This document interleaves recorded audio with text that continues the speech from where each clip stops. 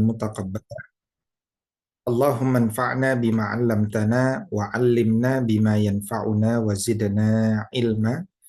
Amin ya Allah ya rabbal alamin. Bapak Ibu, sahabat semuanya yang mudah-mudahan dimuliakan Allah Subhanahu wa taala. Uhayyikum jami'an bi tahiyyatil islamil khalidah wa tahiyyatul islamis salam. Assalamualaikum warahmatullahi wabarakatuh. Alhamdulillahi rabbil alamin. Wa bihi nasta'inu ala umurid dunya waddin. Asyhadu an la ilaha illallah wa asyhadu anna Muhammad Rasulullah. Allahumma fasalli wa sallim wa barik ala sayyidina Muhammad sayyidil mursalin wa ala alihi wa sahbihi ajma'in, amma ba'du. Alhamdulillah, siang hari ini kita duduk meniatkan untuk menguatkan di jalan Allah Subhanahu wa taala.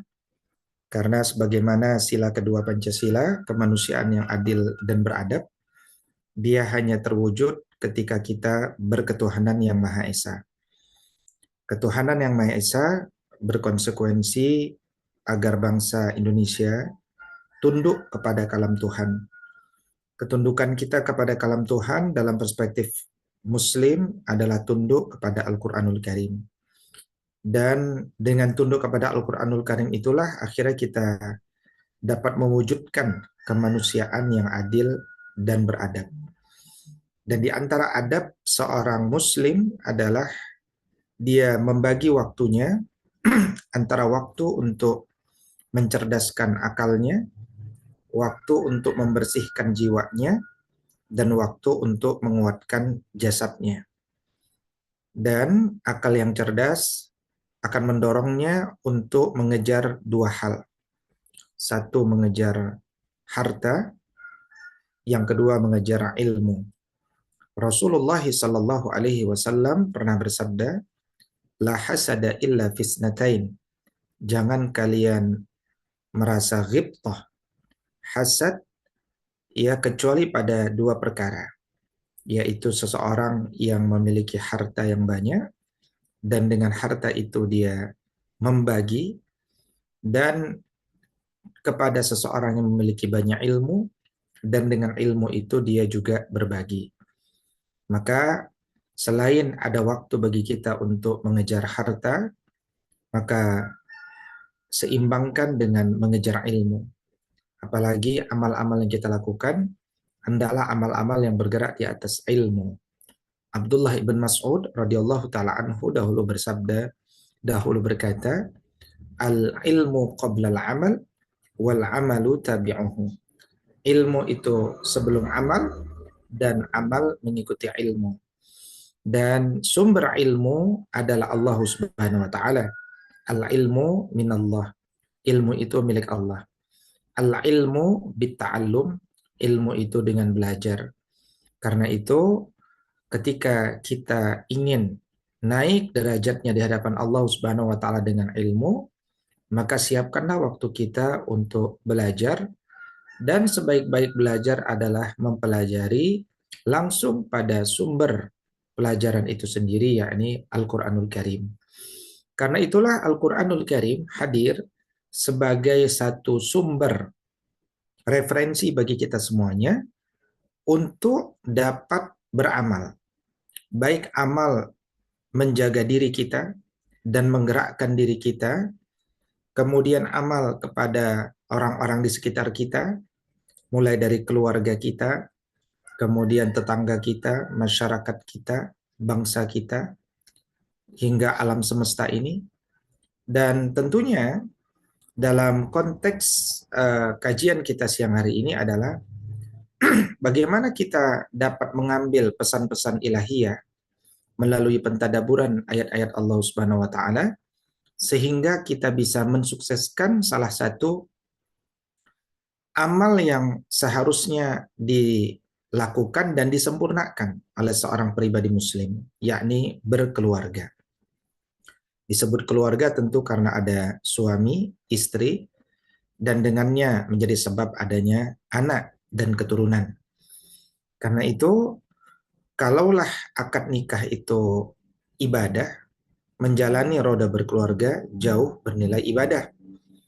Maka hendaknya kita bisa mengambil pelajaran-pelajaran besar untuk kita jadikan referensi dalam beramal untuk menyempurnakan amal dalam berkeluarga itu sendiri. Bapak Ibu, sahabat semuanya yang khususnya berada pada Kementerian ESDM, Inspektorat Jenderal Kementerian ESDM, tema yang diangkat adalah urgensi tadabbur Al-Quran untuk penguatan keluarga. Karena keluarga yang tidak kuat, dia akan bahkan menyebabkan negara sekuat apapun akan runtuh. Maka penguatan negara dimulai dari penguatan keluarga. Keruntuhan negara dia bisa dimulai dari meruntuhkan institusi keluarga. Misalkan dengan menjauhkan anak-anak dari orang tuanya. Mendorong anak-anak untuk tidak mendengar kata-kata keluarganya. Mendorong umat untuk jauh dari ulamanya. Dan membawa umat agar mereka menikmati hal-hal yang menyia-nyiakan atau yang memberikan mafsadat seperti narkotika, psikotropika, ya khamar, judi online dan seterusnya.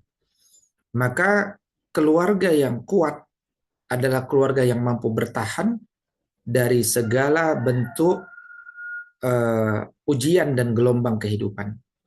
Dan kita khususnya para imam, para laki-laki, kita baru disebut sebagai imam dalam pengertian nahkoda kapal ya yang sukses adalah ketika kita mampu membawa kapal bahtera keluarga ini mengarungi berbagai gelombang dan ujian dalam badai yang menghampiri karena kita punya ilmu. Bagaimana ketika ada badai? Bagaimana ketika ada ujian? Sehingga titik tujuan di seberang yang tidak terlihat itu dapat kita capai. Dan inilah butuh guidance. Maka seorang muslim tidak lain tidak bukan dia hendaknya harus punya kebiasaan. Apa kebiasaannya? Kebiasaan belajar dan mengambil pelajaran dari Allah Subhanahu wa taala. Maka bersyukur jika sahabat-sahabat semuanya banyak yang sudah rajin dalam membaca Al-Quran setiap harinya. Ada yang membaca mungkin satu halaman, ada yang membaca satu lembar, bahkan mungkin ada yang membaca satu hari satu juz. Dan sehingga 30 hari 30 juz, Masya Allah, Tabarakallah. Tetapi Al-Quran sejatinya juga mengingatkan, bahkan cenderung pada mewajibkan kita semuanya untuk dapat membaca Al-Quran itu dengan memahami isi kandungannya. Membaca dengan memahami kandungannya, itulah yang disebut sebagai tadabbur. Maka kita punya PR masing-masing, yaitu PR dalam mentadaburi seluruh isi daripada Al-Quranul Karim itu. Ada berapa jumlah ayat-ayat Quran yang akan kita tadaburi? Ada 7 versi jumlah ayat Al-Quran. Merujuk kitab Al-Bayan fi Addi Ayil Quran karya Abu Amr Ad-Dani. Atau juga beberapa karya-karya lainnya yang khusus mengkaji tentang berapa jumlah ayat Al-Quran. Dari 7 ayat Al-Quran atau dari 7 versi jumlah ayat Al-Quran yang didiskusikan, maksimal ada 6.236. Jumlah yang paling besar, yang paling banyak, ada 6.236 ayat.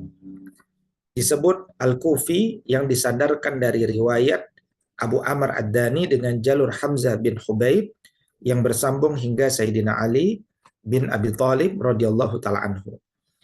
Artinya kita punya PR untuk mentadaburi 6.236 ayat.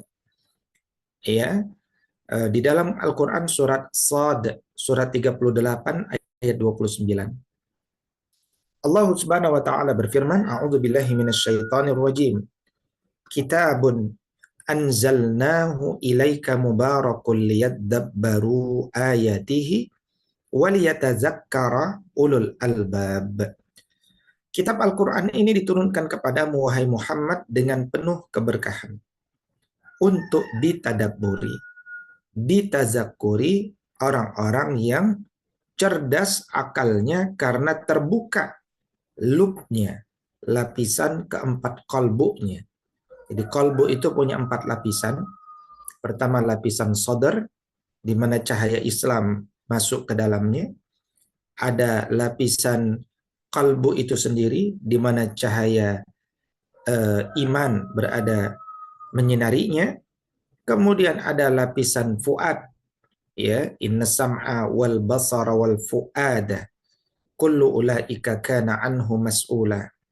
Ada lapisan fuad, di mana cahaya ma'rifat masuk ke dalamnya, dan di penghujung inti kalbu itu ada yang disebut sebagai lub, cahaya tauhid masuk ke dalamnya. Dan ini dijelaskan oleh Al-Imam Al-Hakim At-Tirmidzi dalam kitabnya Bayan Al-Farqu Bainas Sadri wal Qalbi wal Fuadi wal Lubbi.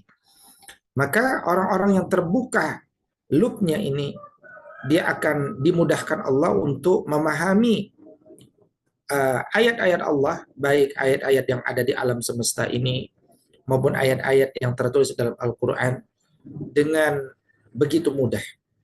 Nabi Shallallahu Alaihi Wasallam bersabda, "Man yuridillahu bihi khairan yufaqihu fiddin." Barang siapa mereka dikehendaki kebaikan, maka dia akan dimudahkan faqih dalam beragama, dan proses menuju kefaqihan itu disebut sebagai tafaqquh fiddin. Kenapa dia diinginkan untuk tafaqquh fiddin? Sebagaimana Quran surat At-Taubah surat 9 ayat 122, agar sebagaimana surat Asy-Syura ayat 13 dia dapat iqamatuddin, menegakkan agama. Maka 2 tugas kita apapun profesi kita. Pertama tafaqquh fiddin, yang kedua iqamatuddin, menuntut ilmu dan menegakkan ilmu itu. Ya, dalam konteks ESDM misalkan, energi sumber daya mineral ini milik Allah, maka kita perlu ilmu dan prinsip-prinsip pengelolaan dari Allah, bagaimana agar kita mampu menjaga nikmat dari Allah ini dengan sebaik-baiknya. Ketika kita merawat dari berbagai kerusakan, memakmurkan dengan berbagai bentuk kebaikan, pada saat itulah sebenarnya kita telah menjalankan fungsi khalifatun fil ardi.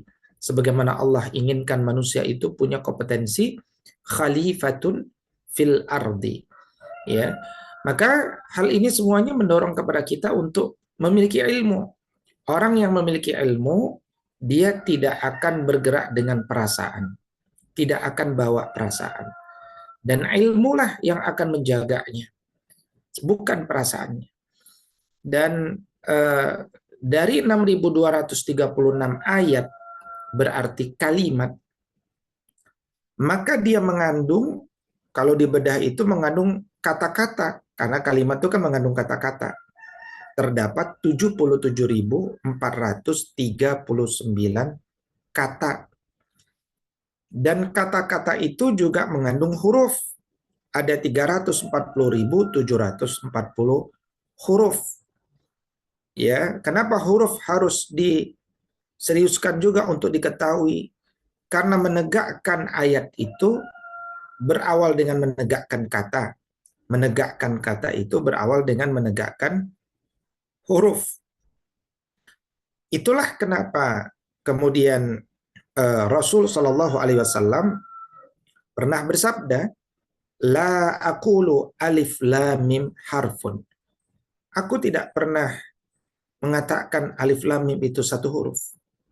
Walakin alifun harfun, walamun harfun, wa mimun harfun. Tapi perlu kalian ketahui, alif itu satu huruf, lam itu satu huruf, mim itu satu huruf.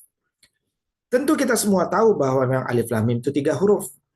Dan tak mungkin Rasul SAW hanya mengajarkan jumlah huruf kepada orang yang sudah maklum yang sudah faham dengan masalah-masalah itu. Itu pertanda bahwa Nabi SAW ingin menjelaskan bahwa jangan engkau tinggi-tinggi ingin menegakkan peradaban sebelum engkau terbiasa menegakkan setiap huruf dalam Al-Quran. Ya, karena mereka yang menegakkan huruf, apalagi ada huruf yang juga kata dalam Al-Quran. Misalkan la sungguh, tak demi, ka seperti, wa dan, fa maka, ba dengan. Ya, mereka yang menegakkan huruf maka dia akan membentuk kata. Mereka yang menegakkan kata demi kata dia akan membentuk kalimat. Kalimat itulah akan mendorong munculnya visi, ya, misi, gagasan, motivasi. Maka jangan remehkan setiap huruf. Dan membaca Al-Quran itu membaca setiap huruf. Maka di dalam Quran surat Al-Muzammil Allah berfirman, "Auzid alaihi warattilil Qur'ana tartila." Bacalah Quran itu dengan tartil. Apa makna tartil? Perlahan-lahan, menegakkan tajwidnya. Maka mereka yang membaca Quran dengan perlahan-lahan, dia akan mendapatkan makna. Dan orang-orang Arab disuruh membaca perlahan-lahan. Maka orang-orang Ajam, menurut Al-Imam An-Nawawi dalam At-Tibyan, tentu harus jauh lebih perlahan-lahan. Dan ketika kita membaca Al-Quran secara perlahan-lahan, kita akan membaca satu persatu ayat-ayat itu hingga lengkaplah 6.236 ayat itu. Dan 6.236 ayat itu menurut Imam An-Nawawi Al-Bantani mengandung 6.666 kandungan ayat. Bedakan antara jumlah ayat dengan jumlah kandungan ayat. Satu ayat bisa mengandung lebih dari satu kandungan. Ya, maka kita mungkin belum pernah membaca seluruh ayat, tapi minimal ya daftar isi Al-Quran itu, ya kandungan-kandungan, kategori-kategori atau klasifikasi-klasifikasi besarnya kita perlulah mengetahui, dan ulama telah membantu kita dalam masalah ini. Dari 6.666 kandungan ayat itu bisa dipilah kepada 1.000 ayat yang mengandung perintah. Misalkan kutiba alaikumus shiyam, kutiba alaikumul qital, ya, atau kemudian wa'mur ahlaka bis salati wastabir 'alaiha, perintahkanlah ya keluargamu untuk salat dan bersabarlah. Ada 1.000 ayat perintah. Ada 1.000 ayat mengandung larangan. La taqrabuz zina. Ya. Ada 1.000 ayat isinya janji. Wa'adallahu alladhina amanu minkum. Ada 1.000 ayat isinya ancaman. Ada 1.000 ayat isinya kisah dan khabar. Nahnu naqussu alaika ahsanal qasas. Kami telah mengkisahkan kepadamu sebaik-baik kisah misalkan. Kenapa kisah-kisah itu cukup banyak? Karena manusia, baik dia anak kecil, ya, remaja, dewasa, senior, mereka senang mendengarkan kisah. Kisah-kisah itu kalau dibaca, yang diinginkan itu apa? Linusab bitabihi fuadaka. Meneguhkan lapisan ketiga kolbumu, yaitu fuad. Ya, meneguhkan kolbumu. Maka orang-orang yang sedang lelah, lemah, kurang istiqomah, para ulama menyarankan untuk banyak membaca kisah untuk semakin kuat. Di dalam Al-Quran juga mengandung 1.000 ayat ibrah dan tamsil. Ayat-ayat yang harus direnungkan agar dapat ibrah. Ayat-ayat yang mengandung permisalan yang perlu direnungkan supaya kita mendapatkan dampak. Bisa dampaknya menjijikkan. Misalkan permisalan seperti memakan bangkai daging saudaranya, ya, ketika mereka ghibah, ya, atau bisa jadi bersemangat dampaknya, seperti permisalan mereka yang berinfak laksana menanam benih, tumbuh 7 tangkai hingga masing-masing tangkai ada 100 bulir baru. Ya, yang jelas mereka yang senang membaca Al-Quran, atau bahkan mungkin menghafal Al-Quran, tapi dia tidak pernah mau tahu isinya, maka dia sering disebut sebagai khimar, keledai. Keledai itu kuat membawa barang jauh, tapi tak pernah mau tahu apa isi yang dia bawa. Quran surat Al-Jumu'ah ayat kelima Allah tegaskan dengan sebuah permisalan, a'udzubillahi minasyaitonirrajim. Masalul ladina hummilut taurata summa lam yahmiluha kamasalil himar yahmilu asfara. Ya, permisalannya adalah seperti himar. Ya, bahkan mereka yang disebut ahlul Quran sejatinya adalah mereka yang beramal dengan apa yang ada dalam Al-Quran itu, dengan apa mereka hafal, dengan apa yang ada dalam bacaan mereka. Mereka disebut ahlul Quran. Maka ayat-ayat itu hadir untuk ditegakkan. Kemudian ada 500 ayat yang mengandung halal dan haram. Ya, misalkan bahwa jual beli itu halal dan riba itu haram. Wa ahallallahu al-bai'a wa harrama riba. Ya, Allah halalkan jual beli dan Allah haramkan riba. Maka dari situ innal halala bayyin. Yang disebut halal itu jadi jelas. Wa innal harama bayyin. Yang disebut haram itu pun jadi jelas. Ya, maka mereka yang membaca Quran, dia fokus pada yang halal dan fokus pada yang haram untuk dijauhkan. Jangan sebaliknya menghalalkan yang haram atau mengharamkan yang halal. Ya, misalkan Allah melarang kita aborsi, maka kita tidak boleh aborsi. Allah mengharamkan kita berzina, bahkan mendekatinya dilarang, maka kita tentu jangan berzina. Ya, jangan berzina meskipun suka sama suka, tidak ada paksaan, ya, aman, sehat dan bertanggung jawab. Tapi kalau kemudian tidak halal, maka dia haram hukumnya. Ya, termasuk juga ketika agama ini mengangkat kisah ya terkait berkembangnya dahulu orientasi seksual atau gender yang berbeda dengan jenis kelaminnya, maka kita sebagai negeri yang memiliki dasar Pancasila harus betul-betul mewujudkan kesaktian Pancasila itu untuk membentengi dari pemikiran ideologi-ideologi transnasional yang destruktif dari liberal, sekular, ya, dan seterusnya. Dan demikianlah Al-Quran itu akhirnya menjadi satu narasi, satu ide besar, satu visi besar umat Islam. Ya, visi besar umat Islam untuk apa? Untuk menjaga keutuhan, dalam konteks ini adalah Negara Kesatuan Republik Indonesia. Ya, sehingga bangsa Indonesia itu menjadi bangsa yang punya identitas. Karena qadarullah mayoritas bangsa ini adalah muslim. Maka identitasnya akan betul-betul terlihat jelas di mana tindakannya menjadi rahmatan lil alamin ketika Al-Qur'an itu ditegakkan. Gitu. Nah, kemudian ada di dalam Al-Qur'an itu ada 100 ayat yang mengandung nasikh dan mansukh. Ya, nasikh itu ayat yang menghapus, mansukh itu ayat yang terhapus. Ya, sahabat semuanya membaca Al-Qur'an itu masih membaca ayat tersebut masih berpahala, tapi mengamalkan hukumnya sudah tidak bisa karena sudah mansukh, sudah terhapus dengan ayat berikutnya. Ada 66 yang mengandung doa, zikir dan istighfar. Ya, doa, zikir dan istighfar. Meskipun Syekh Wahbah Az-Zuhaili kemudian sedikit mengkoreksi jumlah ini, yaitu ada 66 ayat yang nasikh mansukh dan ada 100 ayat yang mengandung doa, zikir dan istighfar. Ini. Maka karir kita dalam membaca Al-Quran itu masih panjang.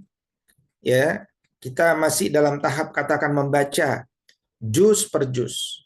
Ya, 1 juz, 2 juz, 3 juz, 4 juz, 5 juz. Membaca apa? Dengan penuh kenikmatan. Ada 30 juz dalam Al-Quran yang hendaknya kita baca. 1 juz sekitar 10 lembar, 20 halaman. Kalaulah kita membaca 1 lembar sebelum sholat dan 1 lembar sesudah sholat, insya Allah itu salah satu teknis ya dalam menggapai one day one juz. Tetapi juga dengan cara itu mungkin akan lebih mudah bagi seorang membaca 1 lembar, kemudian dia masih sempat membaca terjemahnya secara umum. dia minimal mendapatkan pesan-pesan meskipun singkat, kecil, tidak mendalam, tapi itu jauh lebih baik daripada kita tidak mendapatkan pesan apapun. Karena itulah Al-Quran kemudian di tahun 265 ini, baru 265 Hijriah, ya, baru mulai ada pembagian juz ini. Sebelumnya tidak ada. Ya. Nah, kemudian juz ini dipecah kembali. Ya, kalau satu juz tadinya 10 lembar, kemudian dipecah menjadi hizbun. Ya, ada 60 hizib. Satu hizib itu nanti dipecah lagi jadi 4. Makanya disebut rubu, seperempat, seperempat, seperempat, seperempat.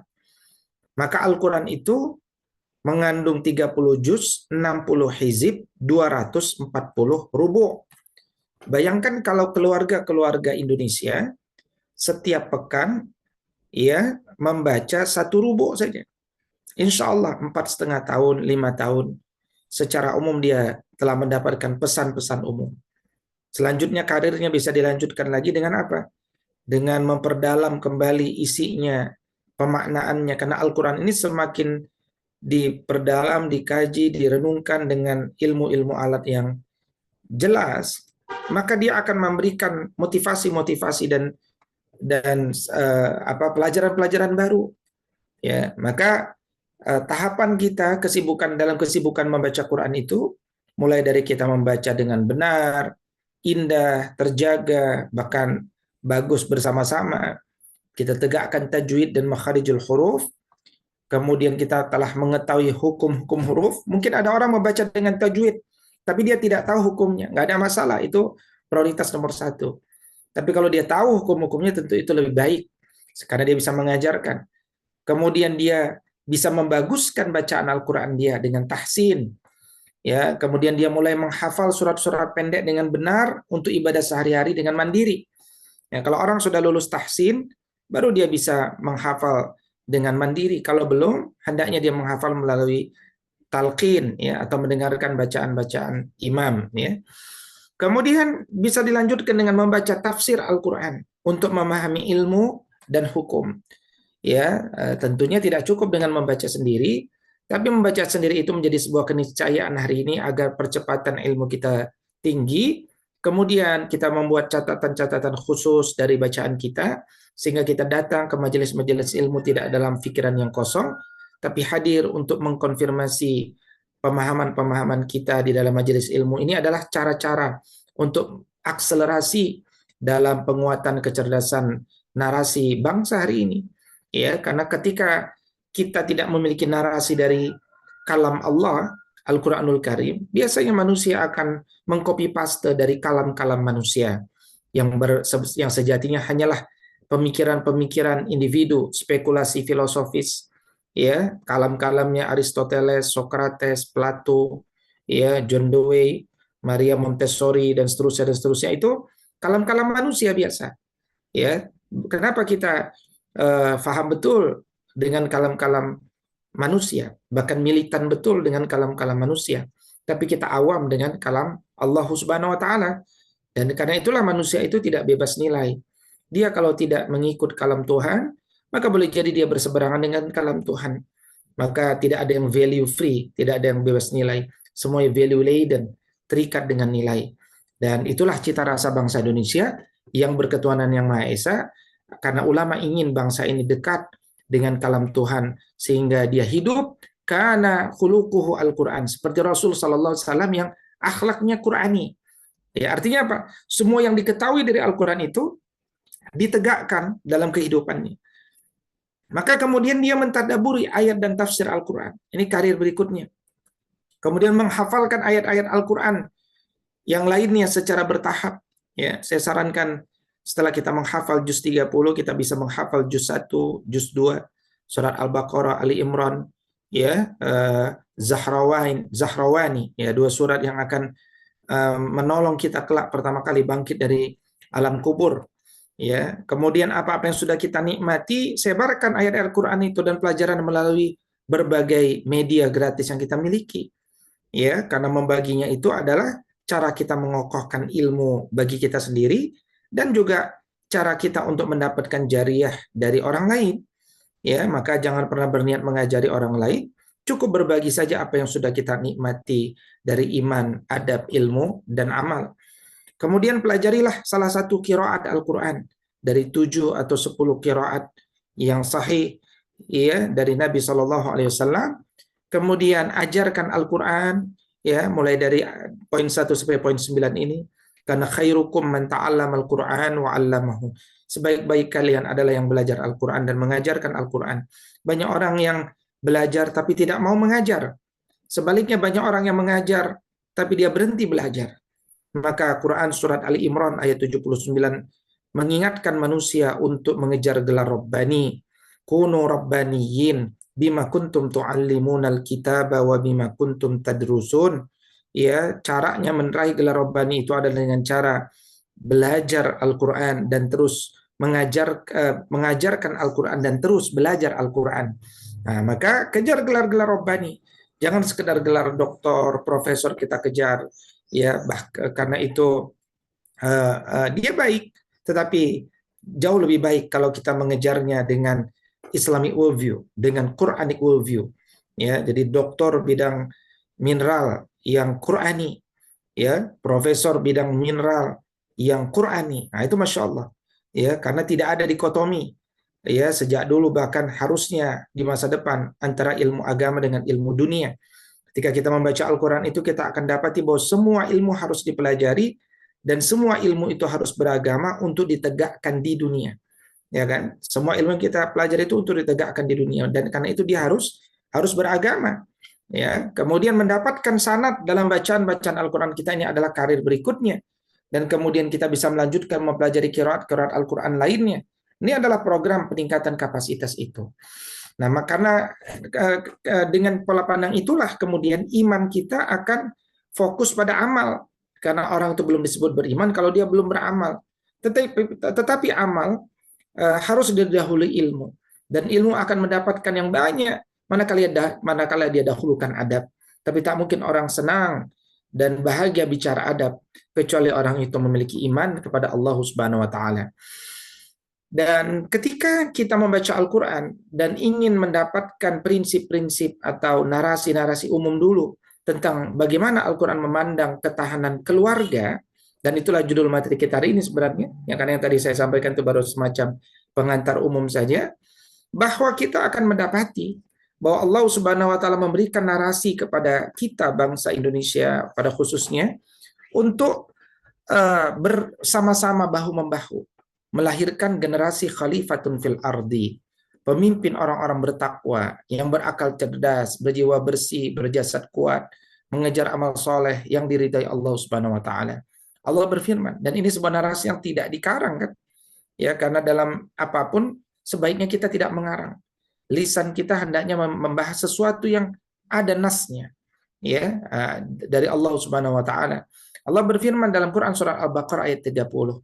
Wa idz qala rabbuka lil malaikati inni ja'ilun fil ardi khalifah.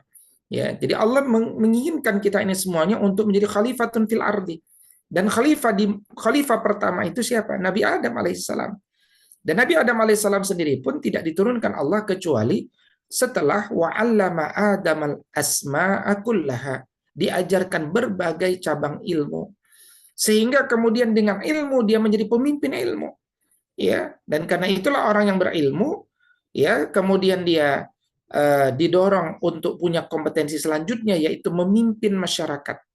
Ya, dan karena itu dalam Quran surat Al-Baqarah surat Al-Furqan surat 25 ayat 74 kita didorong untuk berdoa walladzina yaqulun dalam rangka meraih gelar ibadur rahman Rabbana hablana min azwajina wa dzurriyyatina qurrata a'yun waj'alna lil muttaqina imama. Baguskanlah keluargamu, singkatnya begitu, ya, dengan menegakkan adabnya, dengan mengajarkan ilmunya supaya mereka menjadi satu di antara sumber-sumber energi besar dalam kepemimpinan. Waj'alna lil muttaqina imama. Jadikan kami pemimpin bagi orang-orang terbaik. Pemimpin orang-orang terbaik itu apa? Pemimpin yang mampu mengelaborasikan orang-orang terbaik untuk bergerak dengan satu visi besar, yaitu visi peradaban. Visi besar itulah yang harus membuat kita ya untuk bisa saling bahu-membahu bergerak bersama-sama gitu. Untuk bisa bergerak bersama-sama. Nah, maka dalam prosesnya, jadi anggap saja Quran surat 230 itu adalah visi. Quran surat 2574 itu adalah misi. Maka yang di bawahnya itu adalah program. Ya, misalkan Quran surat Al-Isra 17:36, "Wala taqfu ma laisa laka bihi ilm." Ya, maka jangan engkau lakukan sesuatu yang engkau tidak ada ilmu di sana, gitu kan? Artinya apa? Kita dorong seseorang itu untuk betul-betul ya menghadirkan program yang memang ada ilmunya dan bermanfaat, ya, sehingga akalnya betul-betul cerdas, ya. Kemudian jiwanya juga bersih. Quran surah 26 ayat 89 memberikan motivasi kepada kita, ya, agar melahirkan keluarga yang jiwanya bersih, masyarakat yang jiwanya bersih, karena jiwa yang bersihlah jiwa yang akan bermanfaat nanti di yaumul akhir. Illa man atallaha biqalbin salim. Ya, dan di dunia supaya seseorang itu bisa beramal, ya dia harus memiliki jasad yang kuat. Dan Allah berfirman dalam Quran surat Mu'minun 23 ayat 51, "Kulu minat thayyibati wa'malu salihah." Makanlah yang sehat, ya, dan beramal solehlah. Kalau sekedar halal tapi nggak sehat, Anda belum tentu bisa beramal soleh. Nah, semua tujuan hal ini adalah sebagaimana Quran surat Al-Ahqaf surat 46 ayat 15, agar kita bukan sekedar beramal soleh, tapi kita masuk pada dimensi lebih lanjut untuk berorientasi beramal soleh dengan amal yang Allah ridhoi. Wa an a'mala salihan tardahu, gitu ya. Jadi bukan sekedar amal soleh, ya Allah mudahkan kami untuk meraih amal soleh yang engkau ridhoi, gitu. Nah, karena itu sekarang kita kerucutkan pada visi-visi keluarga. Ya, pada visi keluarga. Bagus sekali kalau kita ini punya visi, misalkan bukan bagus sekali ya, bahkan seharusnya. Sebagaimana Quran surat At-Tur surat 52 ayat 21 akan mendorong semua keluarga muslim yang membaca Al-Quran memiliki visi masuk jannah bersama-sama. Ya, Allah berfirman, "Walladzina amanu wattaba'atuhum dzurriyyatuhum biimanin alhaqna bihim dzurriyyatahum." Ikuti mereka dalam iman, kami akan hubungkan bersama anak keturunan kita karena kita terlibat dalam mendidik mereka, gitu. Kemudian di dalam Al-Quran tadi juga ada visi melahirkan pemimpin, sebagaimana tadi disebutkan. Ya, maka artinya apa? Keluarga kita didik, kita kondisikan supaya bisa memimpin dirinya, memimpin masyarakatnya, memimpin di jalan kebenaran, memimpin di jalan kebaikan, memimpin di jalan kebahagiaan, bukan memimpin di jalan yang sekedar dia sukai, gitu ya. Nah, dari visi keluarga dia akan punya misi. Ya, nah, di antara misi untuk mencapai visi tadi apa? Quran surat At-Tahrim 66 ayat 6 Allah menjelaskan, "Ya ayyuhalladzina amanu," wahai ayah-ayah yang beriman, "qu anfusakum," jagalah istri dan anak-anakmu, ya, jagalah dirimu, "wa ahlikum," dan jagalah istri dan anak-anakmu, "nar," dari api nerakanya Allah. Dan jangan pernah punya cita-cita masuk nerakanya Allah, karena nerakanya Allah itu bahan bakarnya adalah manusia dan batu. Waquduhan nas wal hijarah, dijaga oleh malaikat-malaikat yang kasar, bengis dan taat kepada Allah. Alaiha malaikatun ghiladun syidad la ya'sunallaha ma amarahum, dan mereka selalu melakukan apa yang Allah perintahkan. Wa yaf'aluna ma yu'marun. Maka kalau orang punya visi, keluarga punya visi, dia akan punya misi. Nah, apa yang membedakan keluarga muslim dibandingkan keluarga yang lain? Visinya. Ya, visi berkeluarga akan membuat misinya berbeda. Maka kita akan lihat program kerja orang beriman sama program kerja orang tidak beriman itu beda jauh. Kenapa? Karena visinya visi peradaban. Ya, sementara ada banyak orang visinya sekedar dunia. Ya, banyak manusia yang kemudian hadir untuk melayani masyarakat. Sementara banyak keluarga hanya melayani dirinya sendiri. Itu semua karena bergantung kerdilnya visi atau luasnya visi kehidupan. Dan Sayyidina Ali bin Abi Thalib radhiyallahu ta'ala anhu menafsirkan kalimat qu anfusakum, jagalah diri kalian dan keluarga kalian. Apa tafsir jagalah wa ahlikum itu? Jagalah keluarga kalian itu, addibuhum wa allimuhum. Seorang imam, dia hendaknya menegakkan adab istri dan anak-anaknya dan mengajarkan ilmu kepada istri dan anak-anaknya. berarti seorang suami dia adalah imam, dia laksana kepala sekolah di rumahnya. Istrinya adalah wakil kepala sekolah bidang kurikulum di rumahnya dalam konteks pengembangan kurikulum di rumah. Ya, berarti dia adalah sosok yang telah menikmati adab, sosok yang telah menikmati ilmu, dan karena itulah dia membagi adab dan ilmu itu untuk ditegakkan kepada istri dan anak-anaknya. Nah, maka kemudian dia akan gali dari Al-Quran. Bagaimana Al-Quran berbicara tentang menumbuhkan atau tarbiyah. Ya, kata tarbiyah dalam Al-Quran menunjuk pada pendidikan, pada tumbuh kembang fisik anak. Ya, nah ini slide ini menjelaskan bagaimana ya keluarga-keluarga itu dia paham bahwa pendidikan itu, education is a process of instilling something into human being. Pendidikan itu adalah proses meneteskan sesuatu ke dalam jiwa manusia. Nah, maka dia harus tahu tumbuh kembang jiwa manusia. Ya, kalau hari ini kita kenal ada pendidikan anak usia dini, dasar, menengah, tinggi. Pada pendidikan anak usia dini misalkan, ya, dia bukan tidak baik untuk menanamkan calistung kepada anak usia dini. Bahkan beberapa psikolog merilis beberapa pemikirannya, dugaannya, hipotesanya bahwa mengajarkan calistung di usia dini bahkan bisa mendorong menjadi salah satu unsur mempercepat hormon yang menjadikan seorang anak itu lebih cepat balik daripada akil. Ya, jadi dia sudah balik tapi belum berakal. Ya, maka agama tidak sejalan dengan hal tersebut. Ya, negara juga melarang calistung itu. Ya, nah, karena calistung itu nanti adanya ada di usia dasar. Ya, tapi di usia dini itu, ya ayat-ayat Allah Subhanahu Wa Taala mendorong kepada kita untuk menghormati fase ahliyatil wujub ini, di mana kita membantu anak-anak agar fisiknya, motoriknya, inteligensinya, sensoriknya, linguistiknya, emosionalnya, ya tumbuh dengan maksimal di atas 80%. Ya, kita dorong dengan satu program kurikulum sehingga anak itu menyusui, bukan kemudian bukan disuapi. Kemudian dia agar dia melompat, berlari untuk kesenangan, berpetualang, ya terangsang jaringan-jaringan otaknya dan seterusnya dan seterusnya. Nah, ini membutuhkan pengkajian secara khusus ya. Sehingga anak itu tumbuh mulai dari fase tiflun, baligh, ya, rusdan, ya suyuh hingga arzalil umur.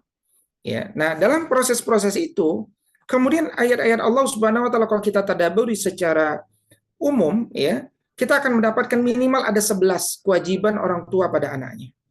Ya, nah ini beberapa poin-poin pemikiran dari Al-Quran yang bisa direnungkan. Pertama adalah ini yang paling penting, meyakini bahwa setiap anak itu ada rezekinya. Dua, selalu berkomitmen mendidik anak menjadi ulama. Ulama itu artinya bukan tukang ceramah. Ulama itu adalah orang yang mengerti ilmu, yang kemudian dia tunduk sujud kepada Allah Subhanahu Wa Taala. Yang ketiga, dia memberikan nama yang baik, dia carikan lingkungan pendidikan yang baik dan makanan terbaik, dia susui anaknya hingga 2 tahun, dia doakan hanya yang baik, tidak materialistik, dia bimbing sholat dengan penuh kesabaran, dia tanamkan adab dan ilmu, dia didik anak dengan ihsan agar tidak menjadi cobaan, dia didik anak untuk mendoakan kedua orang tuanya. Ini di antara perintah-perintah atau inspirasi-inspirasi yang bisa kita peroleh dalam Al-Quran. Ya, nah maka kemudian karena kita ini mendidik anak hanya satu periode, setelah ini kemudian kita meninggal, wafat, maka hadirkanlah generasi yang luar biasa dengan bimbingan Al-Quran. Ya, dengan bimbingan Al-Quran. Ya, saya pribadi misalkan 6 tahun terakhir mengembangkan sekolah adab untuk usia dasar dulu. Bagaimana anak usia dasar itu lulus dengan kompetensi maksimal sebagaimana yang agama ini inginkan. Misalkan bahwa dia terbiasa dengan adab yang baik, dia terbiasa dengan wudhu, sholat, zikir, dan doa dengan penuh kekhusyuan dan penghayatan. Dia bisa menyelesaikan setoran hafalan 30 juz, mungkin 5 juz misalkan. Dia bisa berenang 4 gaya di kedalaman 3 meter dengan kemampuan menyelam misalkan.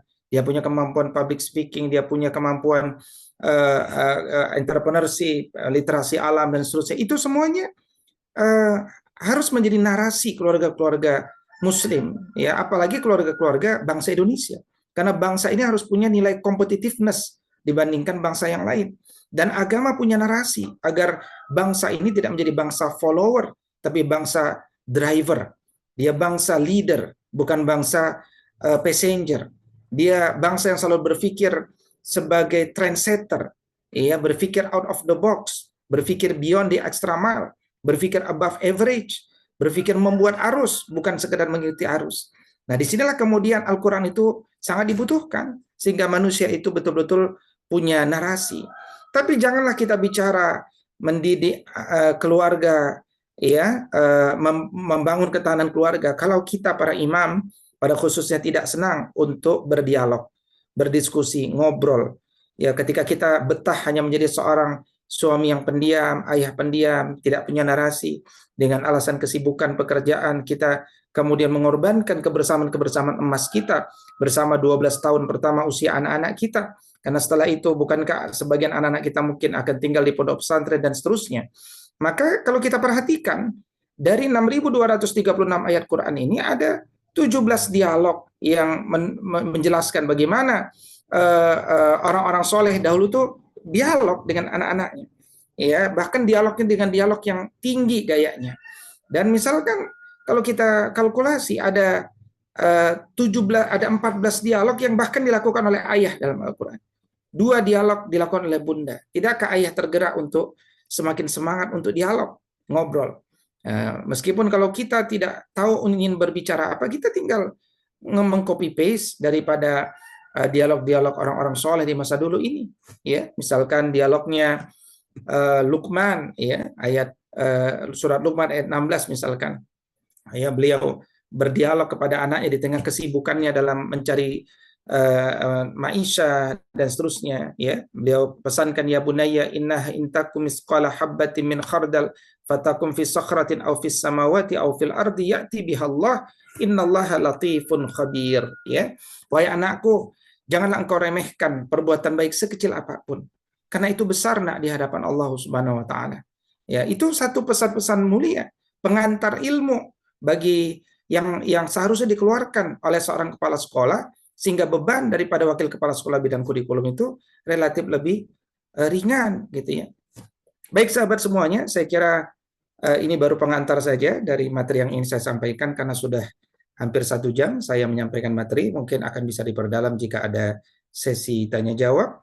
Mudah-mudahan apa yang kami sampaikan bermanfaat. Mohon doanya agar keluarga kami senantiasa diberkahi Allah, dan saya doakan Bapak Ibu semuanya mampu berkontribusi untuk melahirkan keluarga-keluarga Bapak Ibu yang sehat, yang kuat, yang produktif untuk bangsa Indonesia yang juga produktif. Aku qouli hadza wa astaghfirullah li wa lakum. In uridu illa al-islaha mastata'tu fa idza azamta fatawakkal 'ala Allah. Assalamualaikum warahmatullahi wabarakatuh. Waalaikumsalam warahmatullahi wabarakatuh. Jazakallah khair Ustaz. Tentunya Pak Johan berbeda yang melanjutkan. Jazakallah khair Ustaz atas ilmu yang diberikan, begitu penting terkait dengan tentang keluarga, bagaimana kita diingatkan kembali Ustaz terkait dengan membangun visi-visi keluarga, sehingga tahanan keluarga, khususnya keluarga Muslim, misalnya, yang sekarang kita mendengar, melihat, menyaksikan gitu ya, miris ya Ustaz, banyak kasus-kasus yang bisa jadi di luar tangan kita gitu, terkait dengan anak kepada orang tuanya, tua kepada anaknya, bagaimana perlakuan suami pada istrinya atau pasangannya, yang kita juga melihat sangat miris di kalau kayak Ustaz atas yang diberikan. Mungkin dari Bapak dan Ibu sekalian yang ingin diskusi atau menanyakan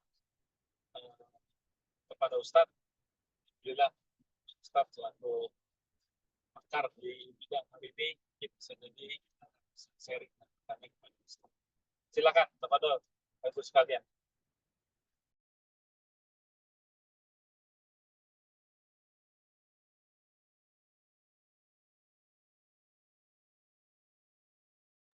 Paknya belum ya Ustadz. Mungkin dari Ana ya Ustadz.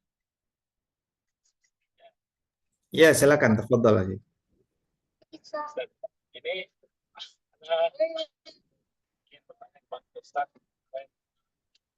dari sikan post di Instagram banyak ya terkait dengan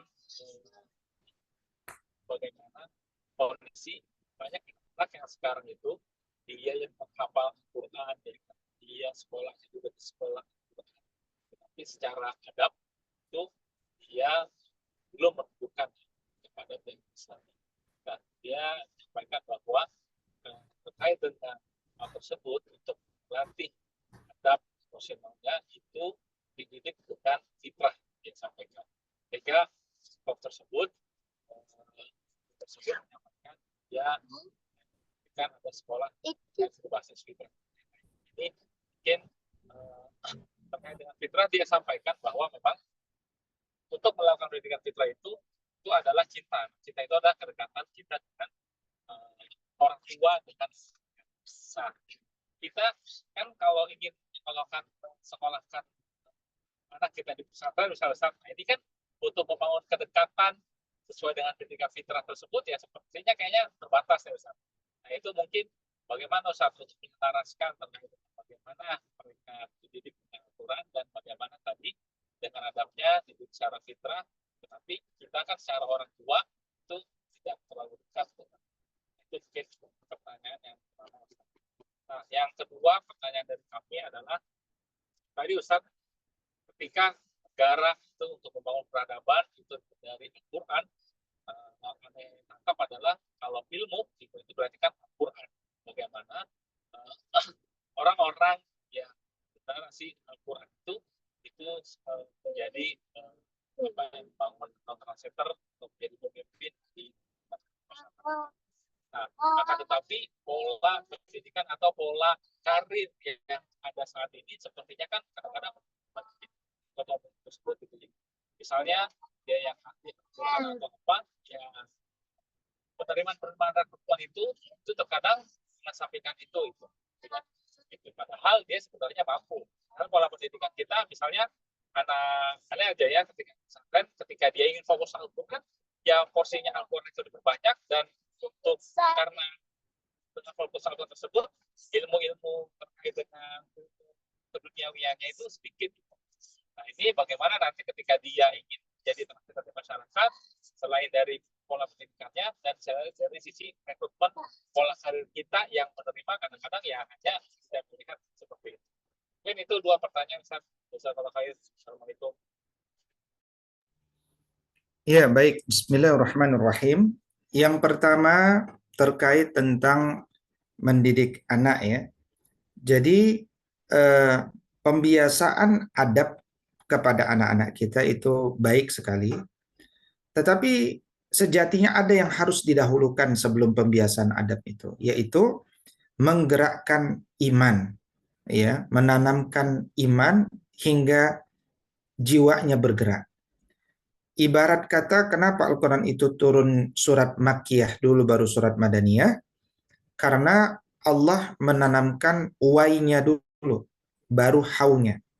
Jadi kenapa kita harus beradab kepada guru? Kenapa kita harus beradab dalam menuntut ilmu?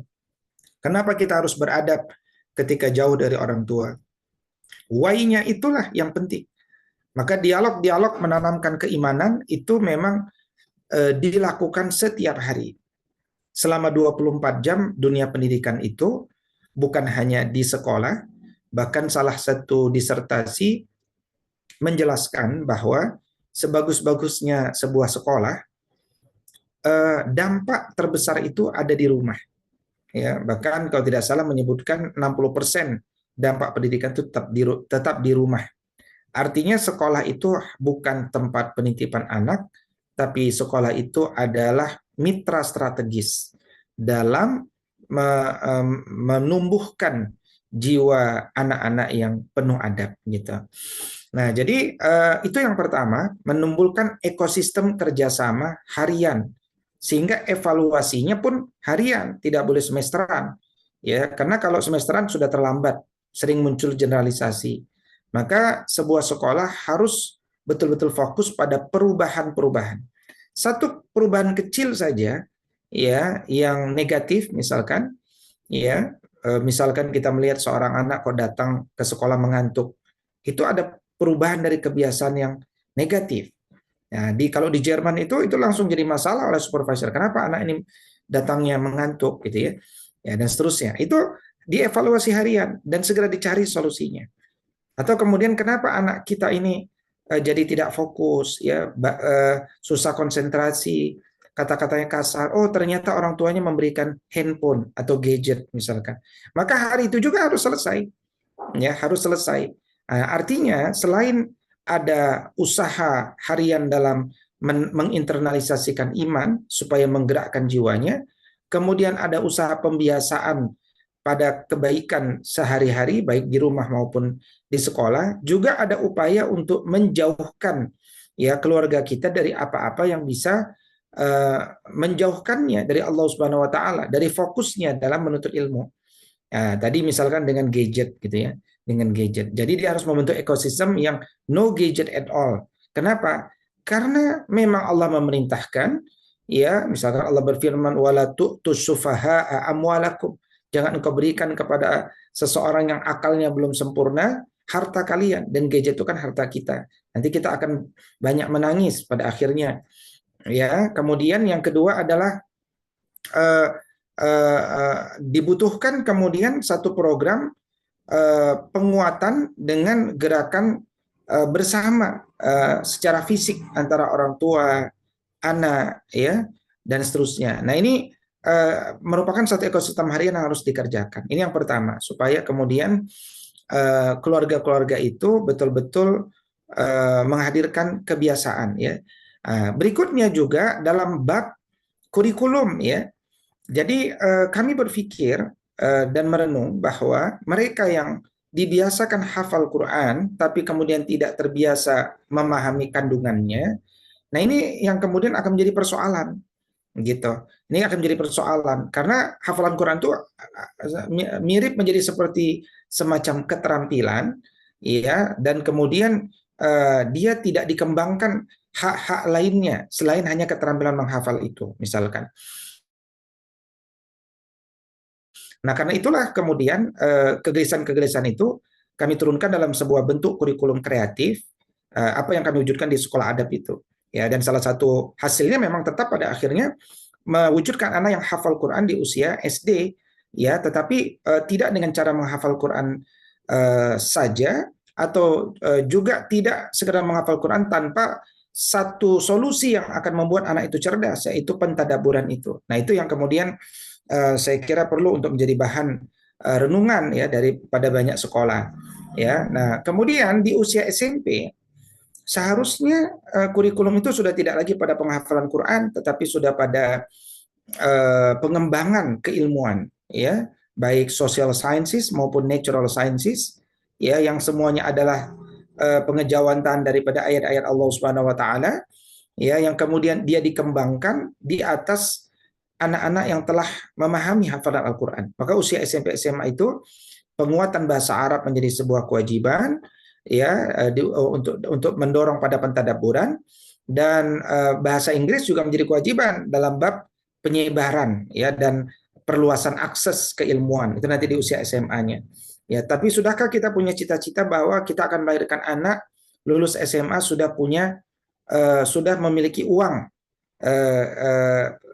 bulanan misalkan.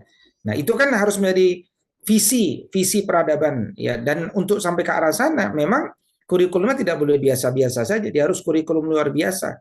Meskipun sebenarnya kurikulum itu ya biasa di zamannya, tapi mungkin di zaman hari ini kurikulum itu luar biasa gitu ya.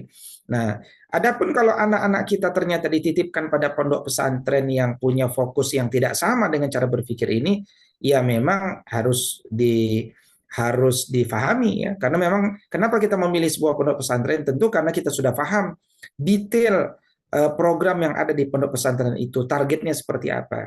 Maka tentu kalau kita kemudian memondokkan anak kita di sebuah tempat yang kita tidak paham kurikulumnya, dan kemudian kita punya ekspektasi tertentu, yang memang pada akhirnya ekspektasi itu tidak terwujud gitu ya. Jadi pastikan kita memahami pondok pesantren itu memiliki target seperti apa, sejauh mana presentasinya pada apa yang kita pahami dari Al-Quran dan As-Sunnah, dan selanjutnya pahamilah bahwa kalau sudah anak di pondok pesantren itu 5% mungkin ya itu sudah diwakilkan oleh kiai dan musyrifnya. Nah, tugas kita ini lebih banyak pada doa dan penguatan yang 5 sampai 10% itu sebenarnya.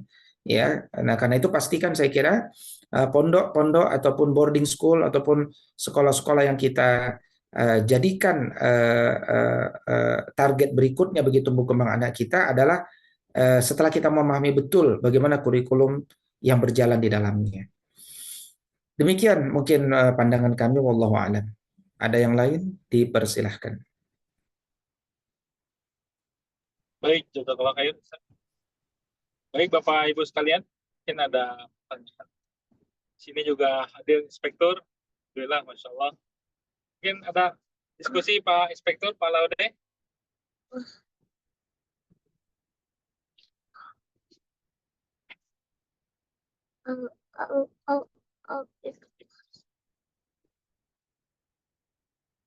Baik, Pak Johan.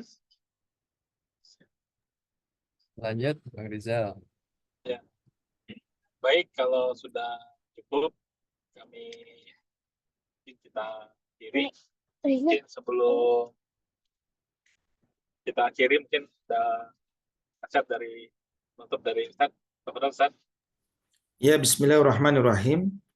Keberkahan waktu kita adalah manakala kita mengisinya dengan apa-apa yang Allah ridhoi.